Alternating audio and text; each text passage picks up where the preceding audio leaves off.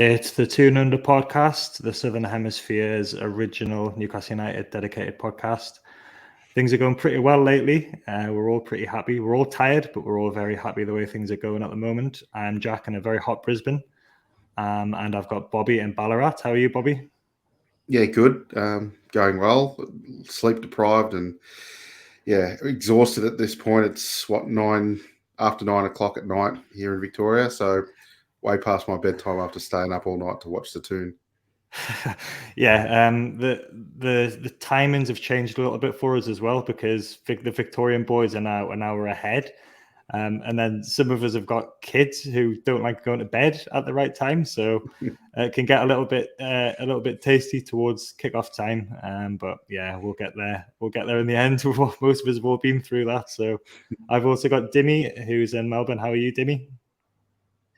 Good, mate. Just like Bobby, sleep deprived, and I actually went one step further after the Newcastle game. I was that hyped up. I stayed up and listened to some Greek League football, and didn't get to sleep till about 4:30, which was not great. Not great this morning.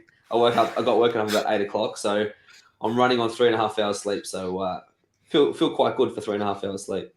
I saw you sharing videos of Panathinaikos games or something on Twitter. Mate, I was so amped up. I'm thinking there's no way I can go to sleep watching that. It was about 18,000 people driving 4 hours from Athens to go watch an away game, which was epic.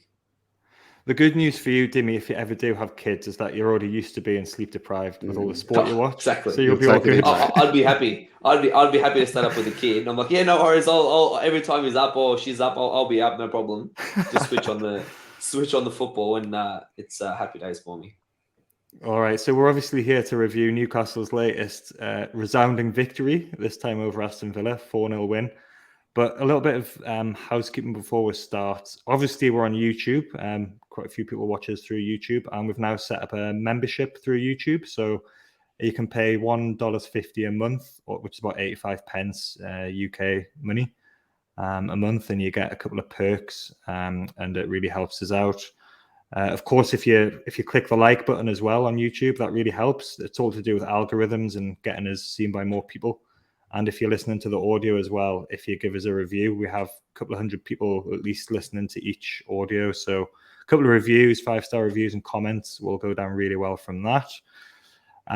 So let's get into it then. Newcastle 4, Aston Villa 0. It's 5 wins out of 6 for Newcastle now. 6 points out of a possible 18. Eddie Howe has now only lost 2 of his 21 home league games since he came in. So that's basically a full season's worth of home games he's had and a couple of extra, and he's only lost 2 games, and that was against Manchester City and Liverpool last season. Newcastle are unbeaten in 7 home league games for the 3rd time ever in the Premier League. It's only happened twice before, and that was 94-95 and 95-96. Of course, we've won 4 and drawn 3 of the games this season. We've had 17 wins out of 28 Premier League games at St James's Park against Aston Villa. They've only beaten us twice at St James's Park, which is maybe a little bit surprising because we haven't always been a lot better than them. This season, we've won 6 out of 7 games when we've scored first. Liverpool's the only exception to that. And really, if Isak's second goal, which VAR cancelled, had counted, then that could have been 7 out of 7. We've scored extra time. Extra time. 400 hours. Yep. Yeah. We've scored 3+ goals in 4 of our games this season, 4 of our 13 games, and we're the 4th highest scorers in the league, and we've got the best defense in the league. Bobby, do you remember that Watford review we did last season? I always think about this one when I think that when things are going better compared to last season, but we'd conceded a last-minute equaliser in that game, and that was just the beginning of the January transfer window, so we'd only signed Trippier and Chris Wood by that point as well.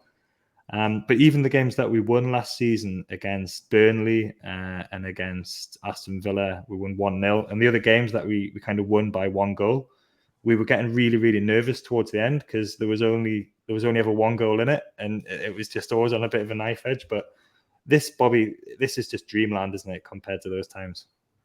Yeah, I suppose back then Eddie came in during the season and had to debrief the squad.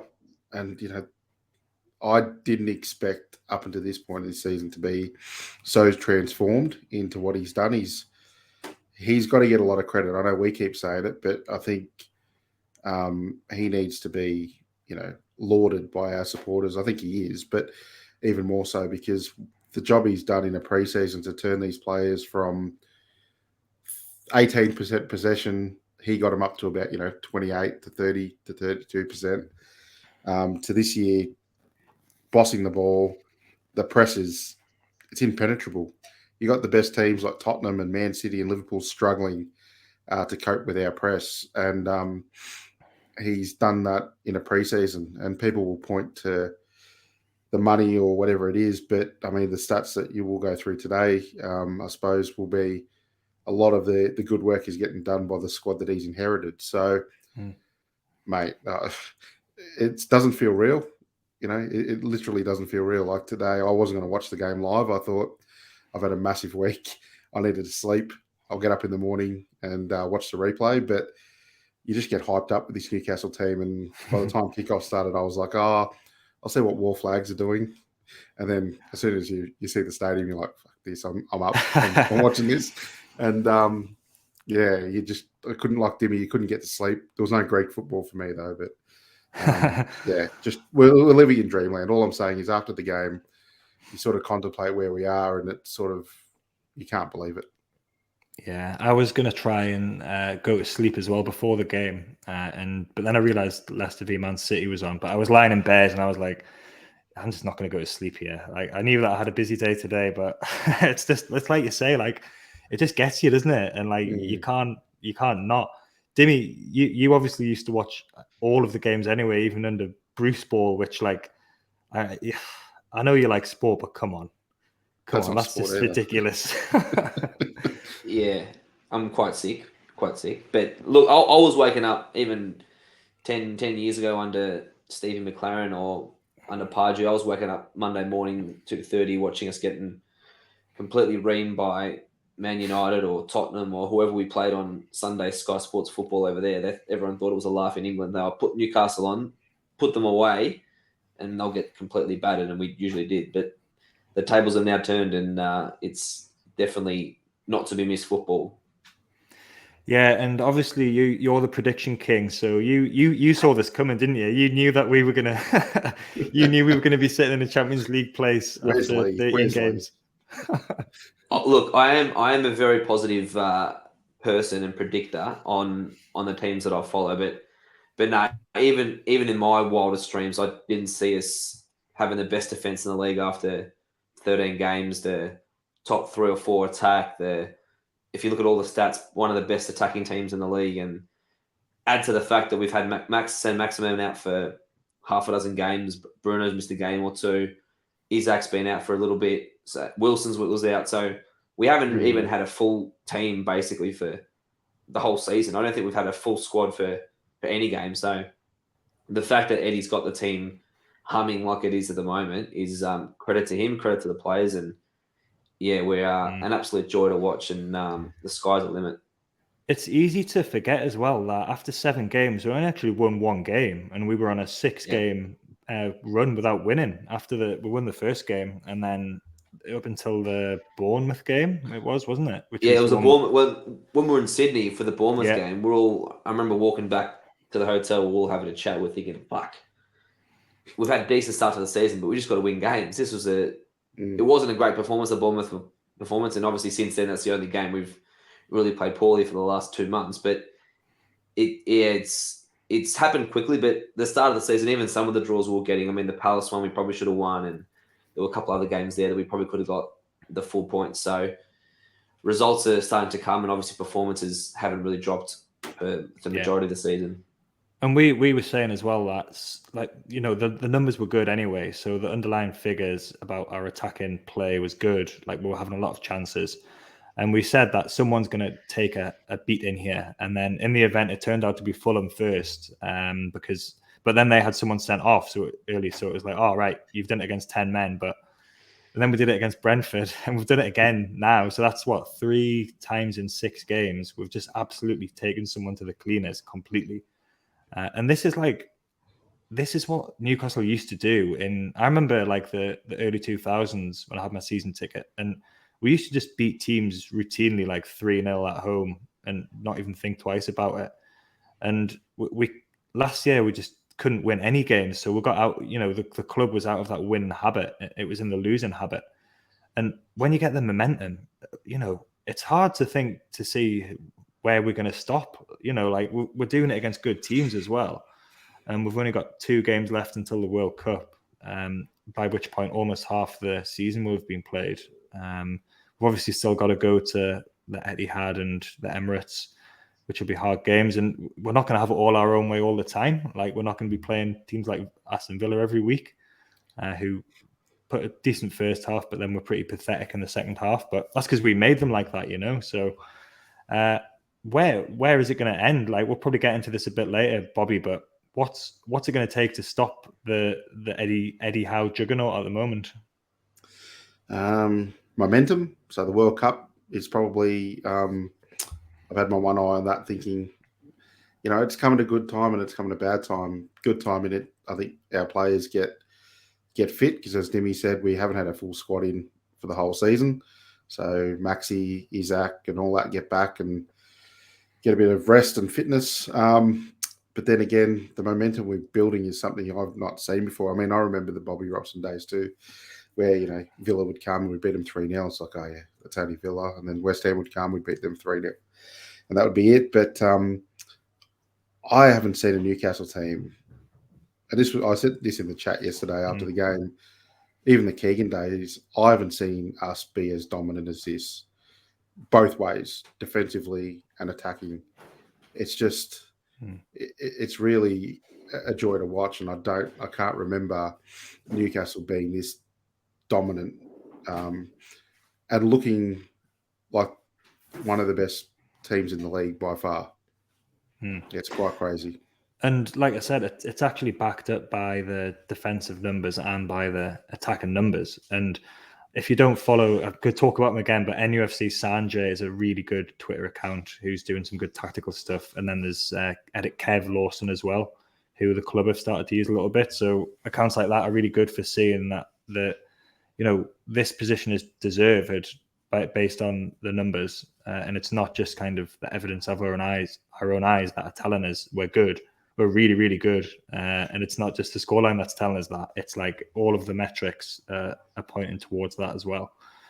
So we're going to talk about that second half goal fest in a bit. But let's have a look at the lineups. It was another Eddie Howe kind of special, picking the same team.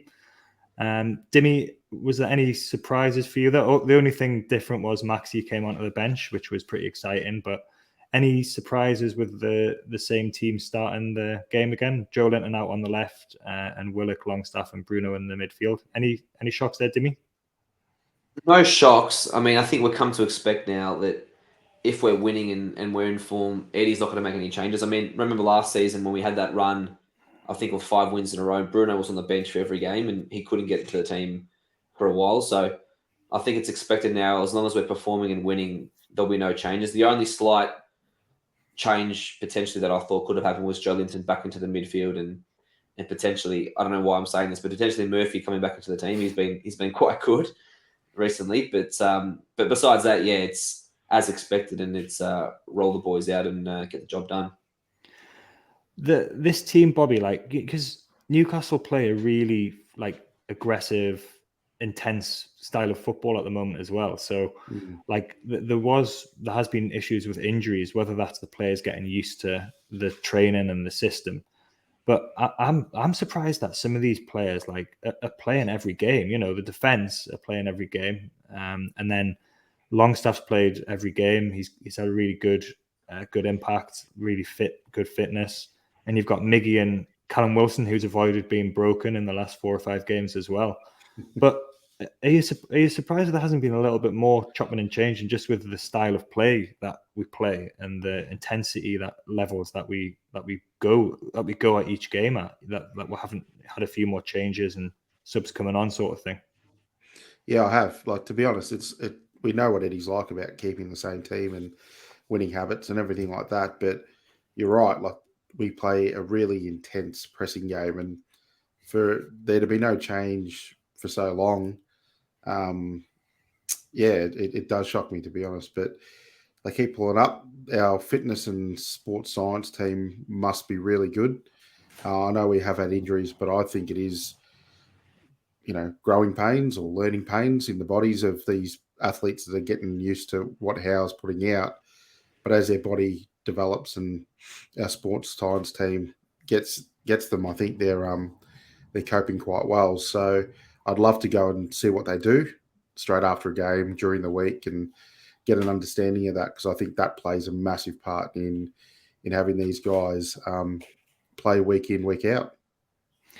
And there's probably an argument as well that the defense, maybe apart from Trippier, are not actually doing that much kind of running around, because like the ball's often up at the other end, and Cher and Botman just look so composed and comfortable. So they don't seem to break sweat really, which is like, I'm used to seeing Cher like getting wrong side and struggling and fouling people and almost getting himself sent off. So to see him, and some of the balls he was playing around in the first half, he was pinging like 40-yard balls onto people's foot. So yeah, he's been fantastic lately. As Nick Pope can go on holiday, can't he, and then come back later in the year? Well, he didn't make any saves in this game, and there's a nice little stat about that coming up later as well. But the Villa team was also unchanged from their 4-0 win against Brentford. So I don't know about you, but I was quite encouraged to see that they were unchanged, because that game that they had against Brentford was a kind of a release from Gerrard being sacked, and then they've got this Aaron Danks, who no one's ever heard of, from somewhere, and he came in and he did what probably like managers do when the first caretaker managers, they're just like, oh, we've got nothing to lose, let's just go for it. And it worked for them against Brentford, because they were 3-0 up after about 10 minutes. But I was quite encouraged to see that they were still going with this 4-2-3-1 quite attacking system, because anyone who's watched us this season knows that we've struggled more against teams that block and defend and sit in. And it didn't look, although Villa's 2 defensive midfielders in there, it didn't look like they were going to try and do that. And they actually did come out a little bit and try and play in the first half. But Dimi, what was your thoughts on that when you saw the Villa team? Yeah, an attacking team.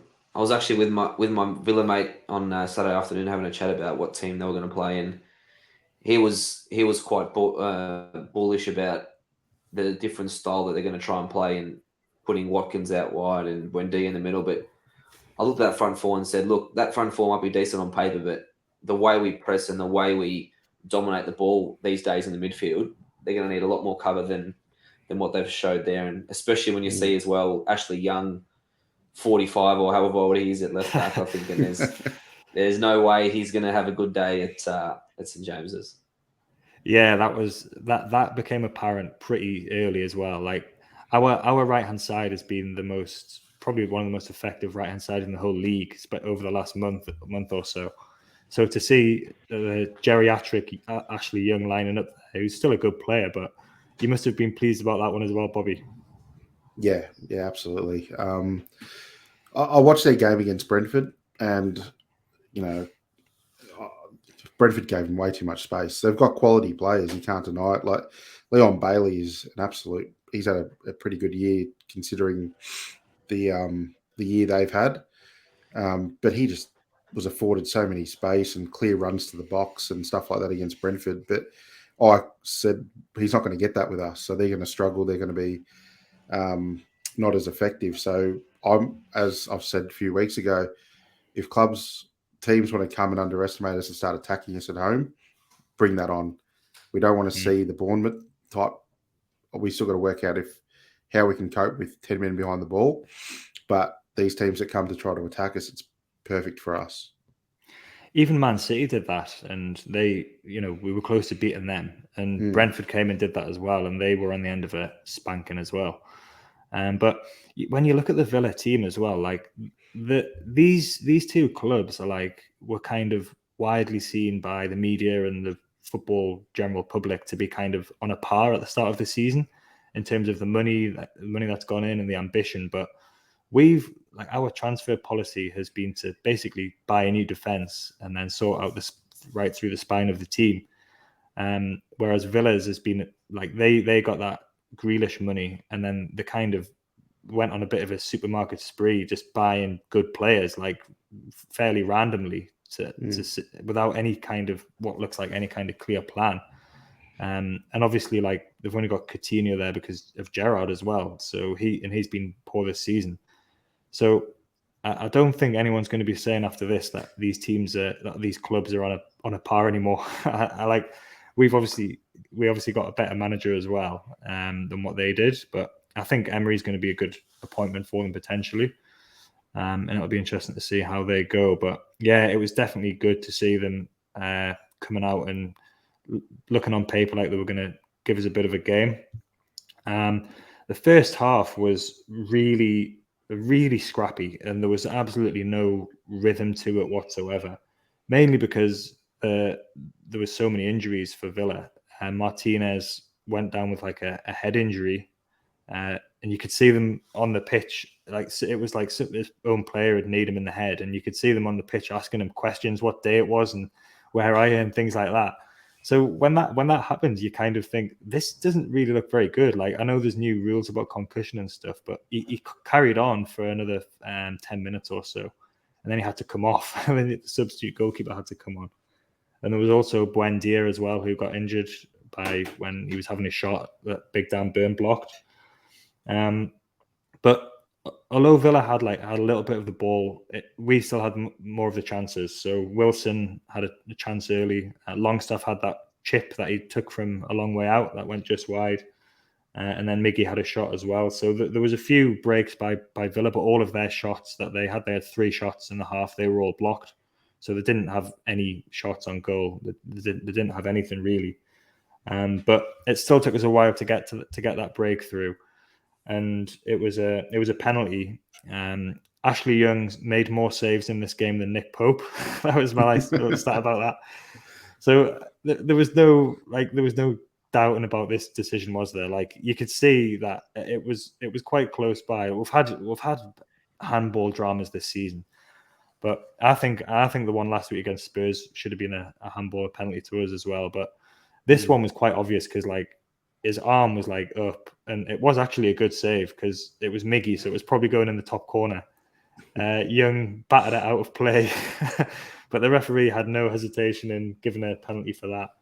No doubts there is the Bobby about this one. Clear pen. Yeah, if they didn't give it, then we would have had to put our tinfoil hats on and say what was going on because that was clear as day. I don't think even Jared Gillette would have given it to us. So, yeah, quite there.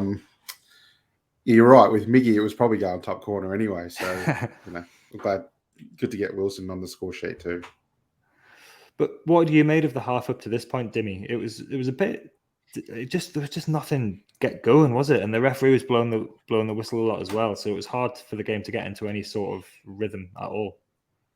Yeah, it was very frustrating. It seemed like the ball was out of play more than it was in play, and Villa obviously had a clear plan. I mean, I'm not going to say Martinez was time wasting. He got a fair knee to the head by big Tyrone Mings, so he wasn't time wasting. But Villa did seem to want to slow the game down, and that sort of frustrated us to a point. And obviously there was a few breaks with the injuries, so it didn't help our rhythm. And it was lucky for us in the end. There was 10, 12 minutes injury time, and then we scored in the 50th minute, I think, in the first half. So it took us a while to score the first goal, but it was important that we did get the goal in the first half because the longer the game went, potentially that would have roused them more. The crowd might have got a bit frustrated. It might have turned into a difficult afternoon. But luckily, Ashley Young's a bit of a pork chop and had his hand way above his head, and we got a penalty.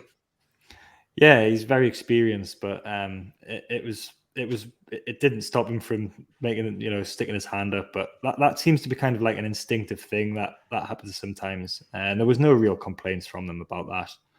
And Callum Wilson scored all 8 of his penalties for us, 100% record.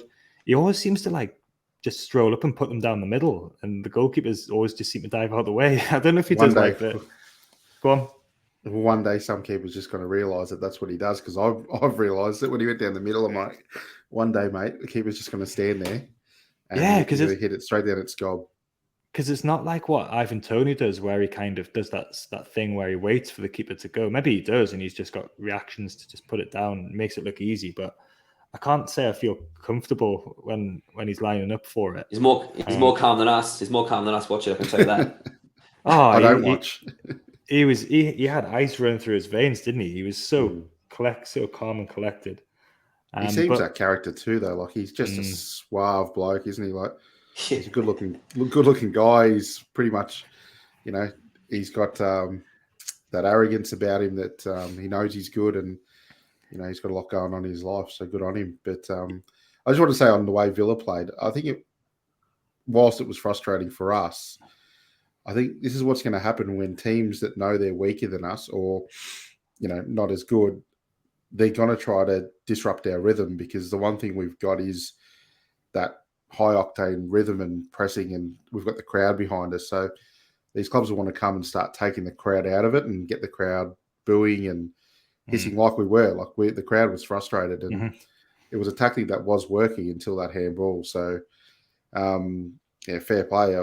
You can't all play, good football. So, and used to.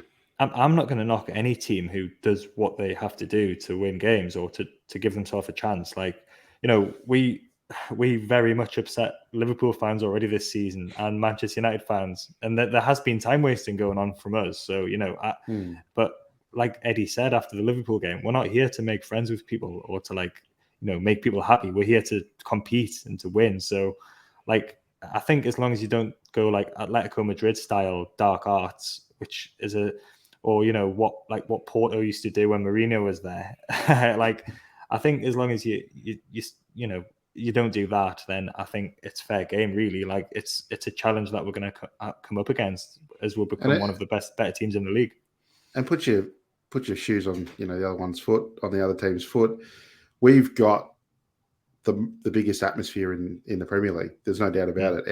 Our crowd is just unique and it's passionate.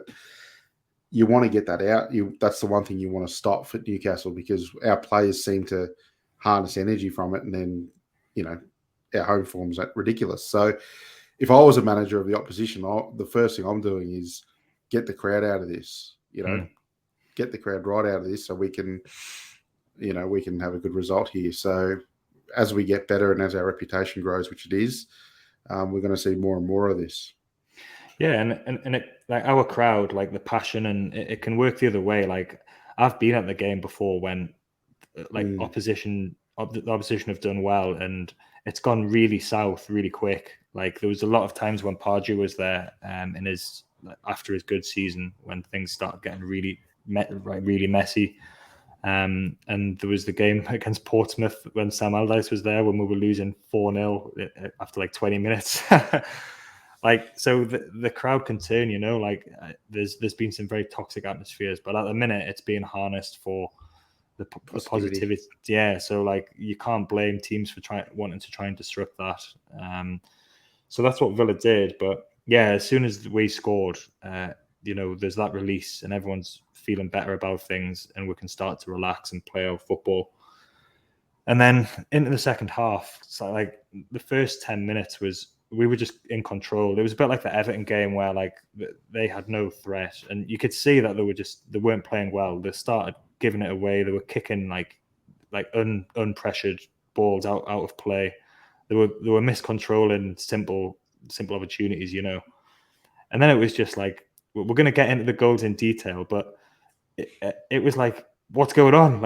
All of a sudden, we've just scored 3 goals in 12 minutes, and I was trying to look back and think, hang on a minute, which goal happened when here? Because it all just happened so quickly.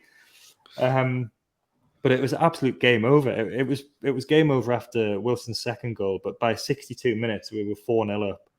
But Dimi, presumably at this point you're kind of pinching yourself to try and wake up. You probably think you're falling asleep or something on your sofa, and all of a sudden you try to wake yourself up. It's 4-0. What's going on?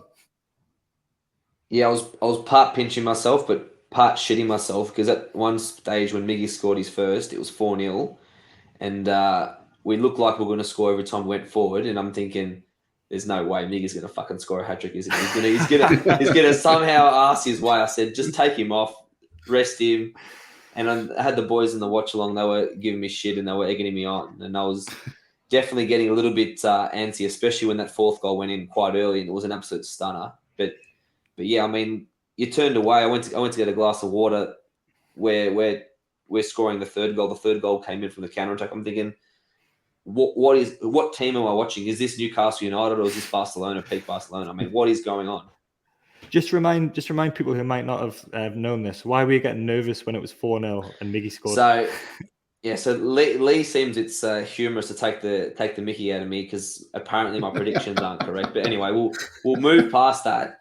But my prediction, because Craig did the Slim Craigie when we scored 5, my prediction was, Lee's prediction was it was a 6-0 victory with Mickey to score a hat-trick. And I said, you're taking the piss, no chance. So I said, if that happened, I'd get a Miggy tattoo on my butt and then a Lee is right tattoo on my forehead. And I was quite comfortable. Wilson scored two of the first 3. 3-0 was my prediction. I was quite happy with 3-0. I thought, let's wrap the game up now. We're good. But Miggy scores the 4th, and I'm thinking, fuck. We've scored 4. It's 62 minutes. There's still half an hour to go. There's a long way to go here.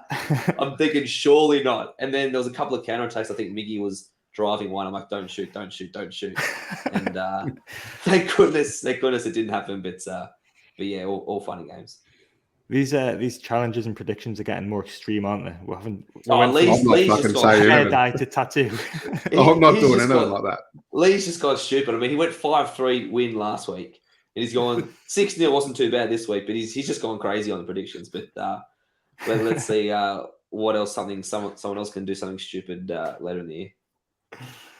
So, Bobby, these 3 goals. We remember the Brighton game last season where we were under pressure that game, and all of a sudden it was 2-0. We scored 2 quick goals, but it was a bit different this time, wasn't it? Because it was like we're under no pressure here. We're just absolutely clinical, going for the kill here. It was good to see, wasn't it, Bobby? Yeah, I mean, once the first went in, and Villa had to change their tactics in the second half more, so they had to be a bit more open, and that just played into our hands. And once Wilson got the second, floodgates were open. It should have been 5 or 6, to be honest. So Lee's prediction was probably spot on because we deserved to win that game 5 or 6-0. So yeah, but yeah, the third goal. Sorry for Joel Litton. That counter attack, we pressed, turned the ball over, off we went. Villa was just turning around to see what was going on, and the ball was in the back of the net. It is champagne football, to be honest. It is brilliant to watch, and you talk about peak Barcelona, Dimi. Well, Miggy's turned into peak Messi. So Jesus, unbelievable. We're going to talk about him in a minute, but the first goal of that little flurry then was Wilson's header. So that was. Do you remember when we couldn't score from corners? I remember it was only 2 weeks ago. We said it. Yeah, we did. We did say on the pod we can't score from set pieces. We did. We couldn't score from corners. We kept getting. We got about 15 corners a game, and we weren't scoring from them. Didn't I slammed my beer against Bournemouth when we did another short corner. I'm like, these fucking short corners never worked. Yeah, so this short corner did work, and it was that combination again. So it was the same combination, Miggy and Trippier, that led to Bruno's goal against Brentford, his header. And this one was a short corner. This was the first corner we'd had of the game as well. But it was a little sort of pass from Trippier to Miggy, a little sort of back heel, and Trippier just dinked it in.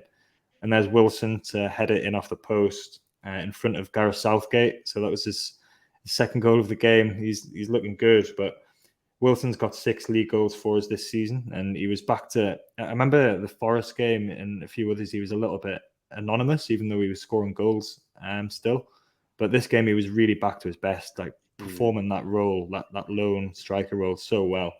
Well, he's not really a lone striker when you've got Miggy and Joe Linton bombing it beside you as well, But this one went to VAR as well for, I don't know what it went for. It was for offside, I think, wasn't it? Or something. Or was it to see whether Burn was offside? I thought Trippier might have been offside from the flick, but they never showed that replay. And they were focusing on Burn interfering or whatever he was doing before in front of Wilson. So either they stuffed up the replay again, which is possible, like they did against Crystal Palace, and didn't show the right replay, or it was just another one of those stupid checks for no reason. But yeah, you thought never it was quite know tricky. you never know when we score a goal these days if it's going to be given. So until the final green light and you hear the cheers from the stadium, then you know it's a goal. Yeah, you just have to assume that they're going to be checked. They're always going to be checked, like for anything. Like even if like the opposition players don't know what it's being checked for, sort of thing. Like it's just the way. Anyway, it didn't matter. Like we were well on top anyway, so we would have won the game. But the second goal of that flurry, Bobby, was Joe Linton's goal. So this was a really quick break because we were messing around a little bit with the ball in our box, and it was one of the only times Villa had the ball anywhere near our goal. And I think it was Trippier might have given it away, and there was a couple of little kind of missed passes in there. But then it broke, and it ended up with Willock playing Joe Linton through. But then the defender got to it. Wilson had his shot saved, and then there was Joe Linton following up and getting his first goal of the season. But this goal sort of shows what this Newcastle team is, isn't it, Bobby? Like to break like that for seconds from the ball being in our box and under pressure to the ball being in the back of their net, and you could see Villa were like, the defenders didn't know what to do, and it was just absolute panic stations at the back. And we had a bit of luck that the ball rebounded out to Joe Linton, but we had the sort of clinical ability to finish that off. So that was a good one, like indicative, wasn't it, Bobby, of what this team is and how and what he's trying to do on the training pitch.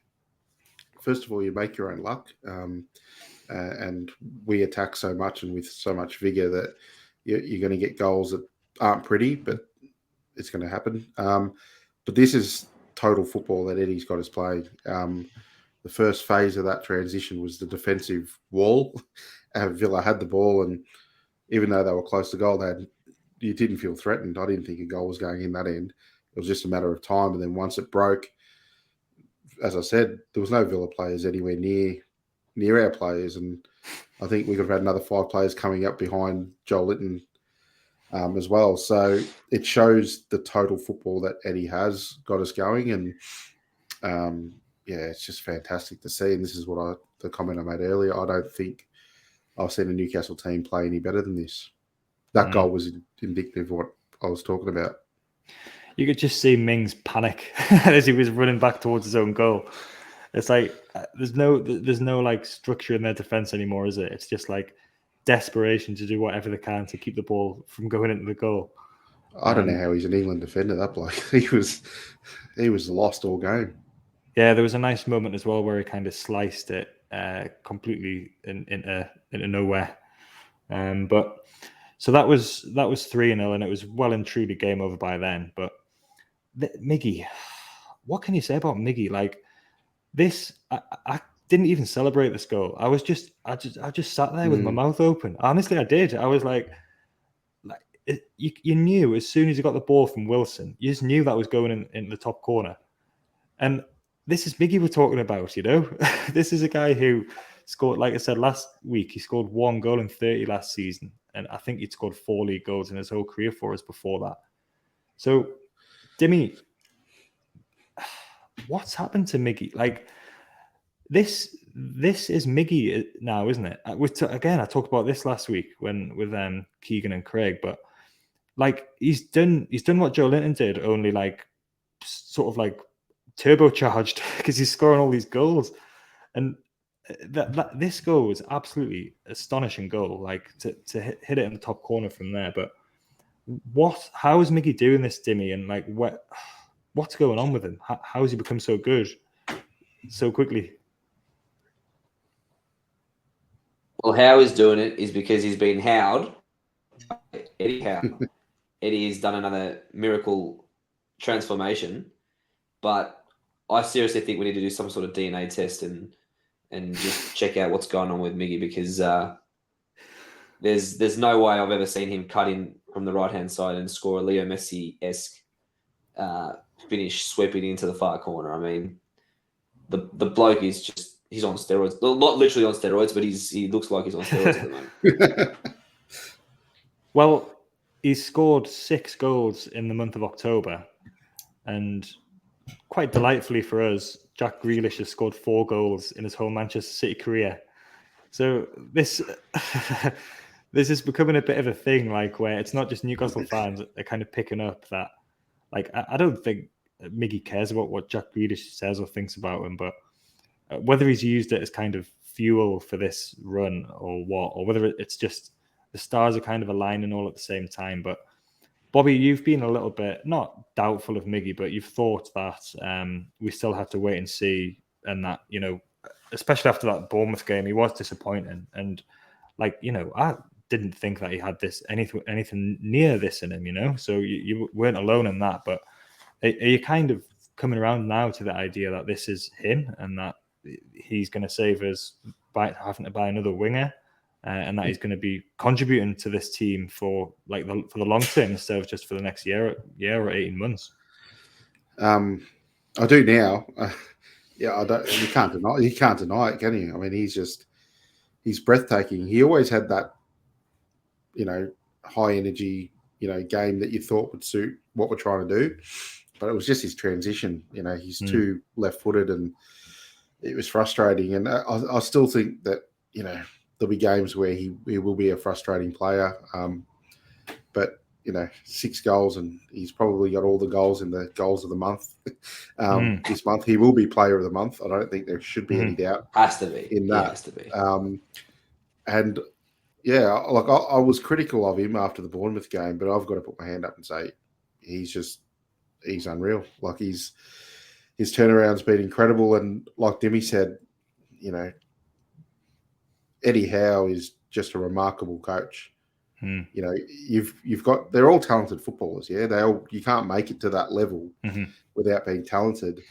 But we're getting every nth of their ability now to come out to the fore, and they're playing in a position and a style that brings out their skill sets more often. So long for it to continue. I'm not going to complain if he keeps doing it. And you know, I like the bloke because he's just always got a smile on his face, and he's well loved. He's, you know, you can see he's a nice guy. So like Joe Linton, you just want to see them do well. So let's hope he can continue, because he's probably leading the Ballon d'Or, to be honest.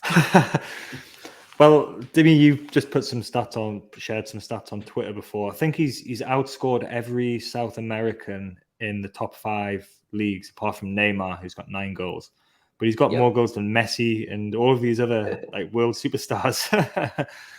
Yeah, so it's crazy. I mean, like, you can't. There's no stat or there's no comment we can say that describes how well he's playing at the moment, and I think how shocked everybody is collectively. Not that he's a good player. We knew he was a good player, but to score the goals he's doing now and week in, week out, and that's why we say Messi, because obviously he's not Leo Messi, but Messi was doing this for Barcelona for 15 years, scoring worldies every single week, and Miggy seems to be doing it every single week now for some reason in October. But he's probably the one person who's really upset about the World Cup coming through, because he's thinking, geez, it's just my luck. I'm on this unbelievable form, and now I've got to wait another month before another game. But yeah, it's a great problem for us to have now, because Isaac's going to be coming back after the World Cup, and we all thought it'd be Wilson up top with Isaac on the right. But how can you possibly drop Almiron now playing the way he is? So good problem for us to have. But yeah, if he can stay ahead of Messi and the likes of Messi and around Neymar on that list, we're doing something right. Eddie said that he hadn't been offered a new contract yet, just before the game in the pre-match press conference. But I think we're going to have to offer him a new contract soon, because he's only got a couple years left. Sign him up. Yeah, like just on his goal as well. Like that was my favorite one.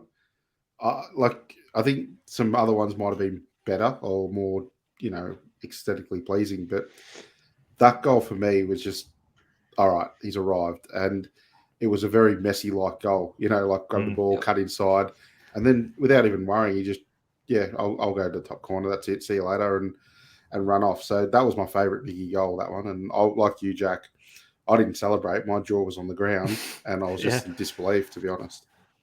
I think like that. I knew when he took that first touch that it was going to be a goal, and I've listened to the Matthew Raisbeck's commentary as well, and it sounded like he knew that as well, because he was saying before he'd even kicked shot, I think he said he's had a go and it's going in. So he had an orgasm while the ball was in the yeah. air.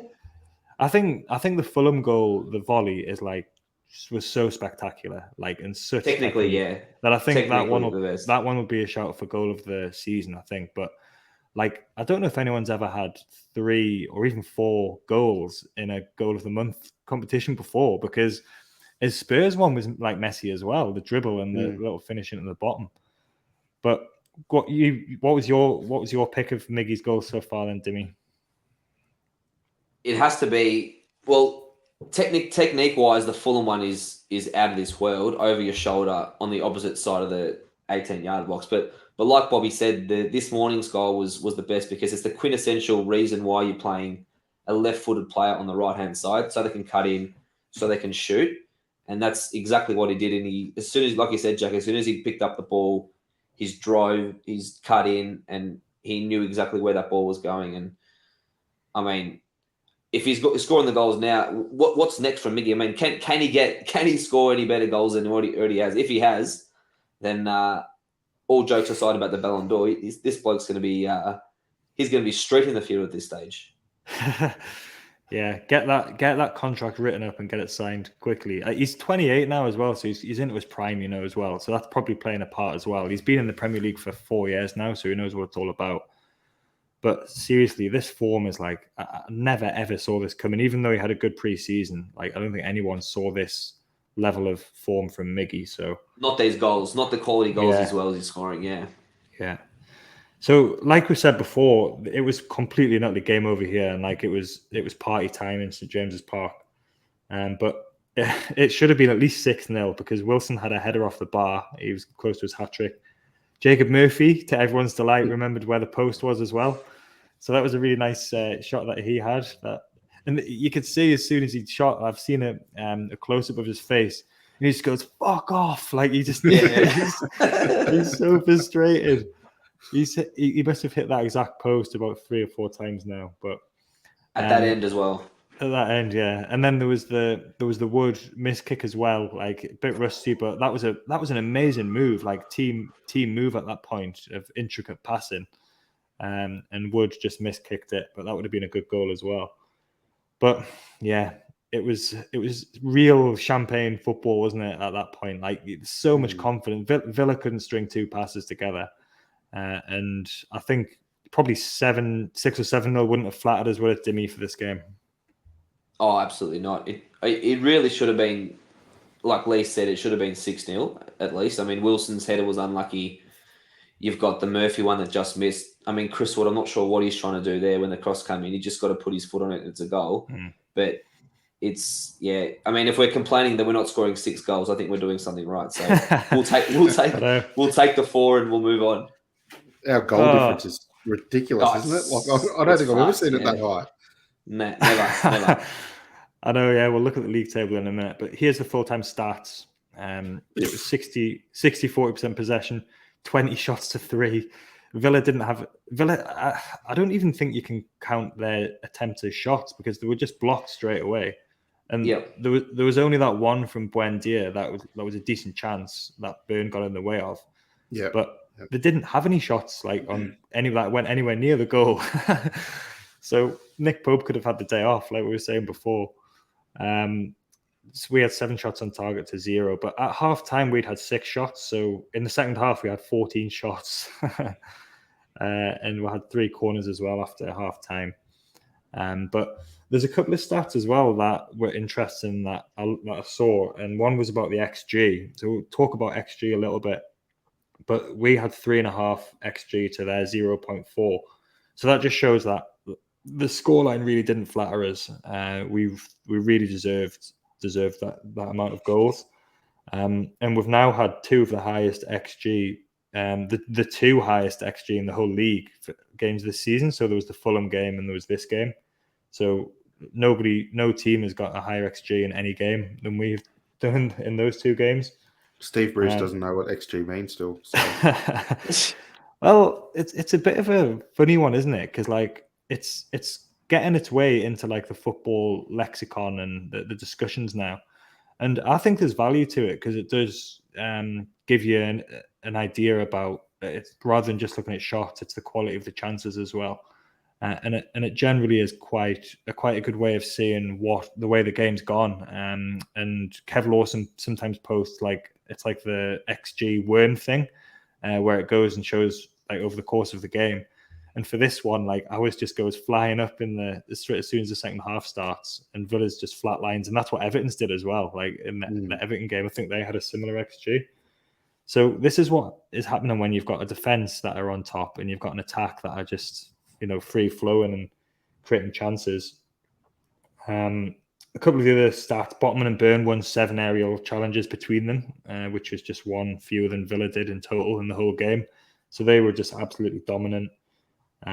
It's nice that all of our goal scorers were pre-takeover. So there's been, like I said last week, there's been a little bit of chat since Klopp spoke about our money, about the fact that it's the previous players that are doing this, and that's Eddie's probably his greatest achievement, is to get previous players that everybody had written off playing like this. Villa were absolutely terrible. I think it's hard, isn't it? Have you seen many sort of worse performances, Bobby? Can you remember in Villa's second half there? They were just abysmal, weren't they? Yeah, I think it was weird because their first half performance wasn't too bad for a team coming away from home. So I think they just fell off a cliff. I think once that goal went in the 50th minute, so it was half time, I think that just sunk them, because their whole talk, their whole pre-match would have been about holding them 0-0. Let's keep it 0 till as late as possible. And then they go into the rooms at halftime, 1-0 down, and knowing that they probably don't have a chance at scoring. So I think, they were a bit deflated. So, Everton weren't much better. That game, I remember sitting back in that game thinking I'd never seen a team where I didn't think they'd score if we played 3 games in a row. So. Yeah, there's been a few. So, is what it is. And because we're really petty, and because we still have long memories and we remember what happened decades ago, this was nice from the official Newcastle Twitter account. So they tweeted a photo of Wilson and Botman celebrating, and it just said "sob on the tyne," which is obviously a reference to the Villa fans taking the piss when we got relegated in 2009. I think it was 2009. Dimi, you're a real sort of bitter football fan. You like to keep your receipts for things, you say. You must have liked this one. Loved it. Absolutely loved it. I've got plenty of receipts waiting here for every bout of negative talk against my football clubs or sporting clubs, and there's definitely going to be plenty of receipts being cashed by Newcastle haters coming up in the next couple of years, I reckon. Jesus, his one for me in victory is going to be a mile long, isn't it? You've probably got a little spreadsheet, have you, Dimi? Being an accountant and all.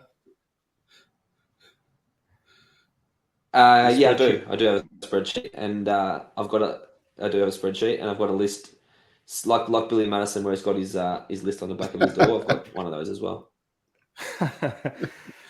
There's nothing like pettiness, is there, in football? It's fantastic stuff.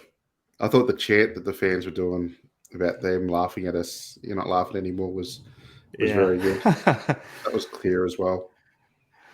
Well, we've played them a lot of times and we've beaten them a lot of times before now as well. So it's coming back now, because I think it's because of this thing about us being like on a level par, and both spending money and both having ambitions to break into the elite. But yeah, like I said before, I don't think they're going to be. They're 15th. I think they're 1 point above the relegation zone or something. So even if Emery does sort them out, it's going to be a while, I think, before they get near us, really. And where our levels are going to keep going up. So, you wanted to talk to me just about the work ethic of the team as well, just before we have a look at the league table. So it's Newcastle playing with a real identity now and fitness, and you'd picked something up about the work ethic and the kind of effort that was going in. Yeah, so I did notice in the 93rd or 94th minute of the game, there was Eddie Howe and Tyndall just gone bonkers at Murphy, making sure he's pressing the fullback. I think it was Cash and pressing Mings. And I'm thinking at home, mate, it's 4-0. It's 93 minutes. I mean, just who cares? The game's done. No one gets injured. But that's the culture that we've instilled in the boys, and that's why we're going so well, because we can bring players off the bench and they're doing exactly what they're being told, and it's wonderful to see that we're not giving an inch to anybody. Yeah, and Miggy, I noticed Miggy in the 84th minute, fresh from scoring his wonder goal and running himself into the ground all day. He was absolutely breaking his neck to get back, and I think he was on the left-hand side for some reason then, and he was getting back and winning the ball back. And Joe Linton does this all the time as well. He does it. He does it absolutely every game, and he had another really good game again today as well. But the team, Bobby, now we're kind of playing with a real identity, aren't we? Like everyone knows what this Newcastle team is and what we're going to do and how we're going to approach games. It's just that they can't stop it a lot of the time. Yeah, it's a lot of the pundits and the other managers are name checking us. Like you see Pep Guardiola say, Newcastle are already there. They're already challenging for the title this year. They're in the top 4 conversation for sure, because I went and watched them play, and who's beating that, or who's going to come? It's got to take a lot to beat that. And you got pundits, I don't remember the name, that used to laugh at us, and now saying, no, they're a top 4 team. So the style of play, the press, the high energy, we get it right.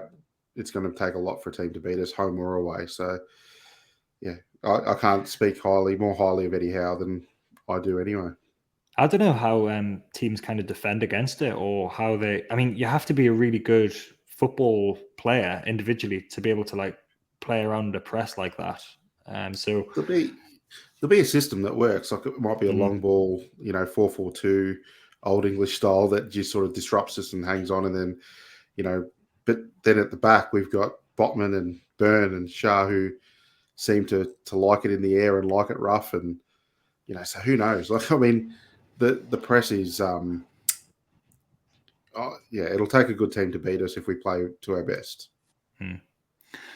Right, we were talking about 4th in the league there. Let's have a little look at the league table. We are still 4th, but for Spurs' comeback against Bournemouth, they scored a winner in the 92nd minute, but we would have been 3rd. So we've kind of established ourselves in 4th now, because Chelsea got beat off Brighton. They got really soundly beaten, and we obviously play them in a few weeks. That'll be a big game. Manchester United are playing today, I think. So Liverpool lost. Liverpool lost to Leeds as well. So they're now 8 points behind us. So it's very early still. It's only a third of the way through this season, and we are going to lose games. We don't want to get too carried away. Well, we do want to get carried away, but we're sitting in 4th, and there's a bit of a sort of gap opening up there a little bit, maybe. Things can change quickly in football. You talked about the goal difference before, Bobby. 14. At this point last season, we had -14. So that shows you the turnaround. It's quite nice to go back and look at what we were doing last season, and then look at what we're doing this season. But we've still conceded the least amount of goals in the league, and we're top of the form table at the moment. Dimi, I'm going to come to you here. Newcastle is sitting in 4th. I want you to tell me why Newcastle are going to finish 4th at the end of the season. Why are we going to get Champions League football? How is it going to happen? You're the man to do this, Dimi, because you probably think it anyway. Off you go. Well, I'll give you 2 reasons. First reason is the fact that teams below us, like Man United, are rubbish. Liverpool are going to give up the league and they're just going to focus on Champions League. I don't fear Chelsea. They've had a new manager. They've got new signings. Don't fear them. So if you look at it, we're really competing with Tottenham, and we've just beaten Tottenham at No Hart Lane, or whatever their new stadium's called. So I'm very confident with potentially 1 or 2 additions as well in January. There's no reason why we can't maintain our form and be right in the thick of the top four with a couple of games to go. We haven't got any Europe as well. This is a big thing. You often see teams that don't have the distraction of Europe, who can keep the players fit towards the end of the season, manage to maintain form while the other teams around them are playing, 2 games a week, 3 games a week sometimes. So that's another reason why I think I don't want to get too carried away with it, basically. But there's no reason, like I keep saying, the numbers show that we deserve to be where we are. We've got players due to come back in as well. So I think top 6 is a real possibility now. And I think top 4 could actually happen. If Leicester can win the league, we can finish top 4, in my opinion. But Bobby, you've got the role of the party pooper today. Why are Newcastle not going to finish in the top 4 this season? Grabbed the short straw, didn't I? Because I'm starting to believe, for all the reasons Dimi mentioned, and the way the stats are pointing. But it's a long season. We aren't accustomed to this level of performance for 38 games or whatever it is. Liverpool, whilst being laughable at the moment, could get it right, and if they do, their players are up there with. We were calling them the best team in the league at the start of the season, and the best team in the world, or whatever it was. So, World Cup coming up, that might hamper us. It looks like Callum Wilson might go to the World Cup, so he's made of tissue paper, so he might not come back from the World Cup. Yeah, look, I can't really justify good reasons for us not making top 4, because my own eyes is telling us that I don't think there's teams in there. I think even we're better than Tottenham. So, for those weak reasons I mentioned, we might not make top 4, but if we keep playing like we are, we'll get there.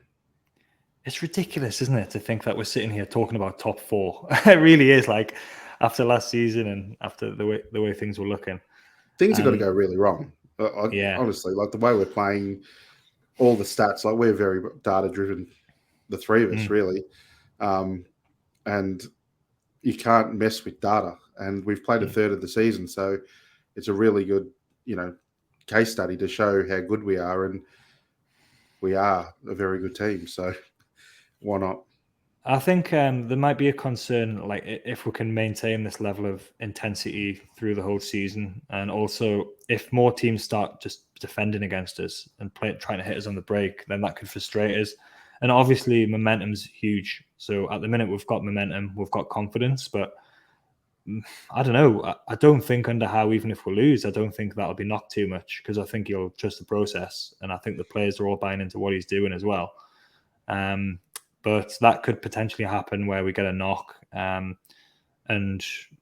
we have gone already this season 6 without a win. So if that happened again, we could see ourselves dropping back down a bit. But I think that we're going to be talking about this in most podcasts from now on, whether, where we are in the league, whether we've got what it takes to maintain this. And if we finish top 4, like this is just, we're probably 3 years ahead of where we thought we were going to be. At least absolutely. 3 years, maybe more, of where we thought we were going to be. But it's going to depend on what other teams do as well. And it's nice to be looking, like I said last week, it's nice to be looking at Chelsea v Manchester United and knowing that the score of that game impacts us, instead of looking at Burnley v Watford and looking over our shoulders all the time at what Burnley are doing. So, yeah. It's just amazing. It's crazy. It's crazy. It's amazing. And I think, long may this continue for us. I've just realized we didn't do a man of the match. So, and if you've got anything else to kind of say, any final thoughts, just let us know at this stage. I think Wilson, because of his 2 goals and his assist, you can't do that and probably not get man of the match. He gave a archetypal Wilson performance. But I mentioned as well for Joe Linton, who was just really good out on that left-hand side. And nice to have the versatility for him being able to do that role as well now. So him and Willock were doing some nice little changes. But yeah, for me, I'm going to go Wilson just for those goals and assists. Dimi, you next. Yeah, clearly Wilson for me. I think he was all-round game was superb, and I think he probably deserved the hat-trick in the end, so he was quite unlucky he didn't get his hat-trick, but Wilson definitely. Just one more thing on that top 4 form, if we can maintain it. If you remember from January, I think there was those ladders and those stats from January to the end of the season last year. I'm pretty sure our form was top 4 or top 5 in the league. So we've virtually done it for 10 or 11 months now. So it's not as if it's only been a 2-month process. It's been basically been since January. We've been playing at a top 4 club level. So if we do it for 11 months, why can't we do it for another 4 or 5 and keep ourselves in that mix?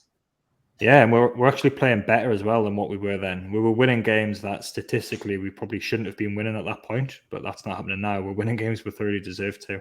Bobby, man of the match? Yeah, okay, your thoughts. It's got to be Wilson.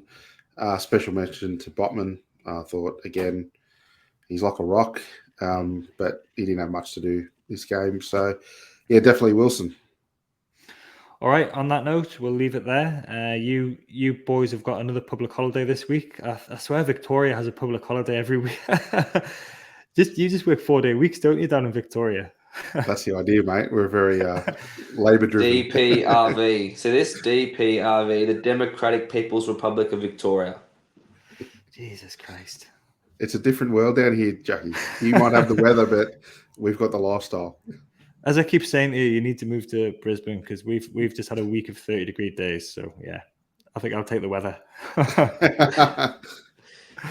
All right, thanks very much, boys. I'll not actually be on pod for a while now. I've got family here, and then I'm having another. Because it was so easy the first time, I've decided to have another child. So yeah, I'll be tied up for a little while. But yeah, I might be on a little bit before Christmas, maybe, but we'll see what happens. But yeah, I'll enjoy your short week, boys. And thanks for joining. And it's another review. I'm loving doing these wins of these big reviews. But if you have enjoyed this, like I said before, we've got the YouTube membership thing going now. And subscribe and like and all that sort of stuff. And keep us going. And I will speak to you soon, Bobby, and I'll speak to you soon, Dimi. Thank you very much. Cheers, mate. Take care.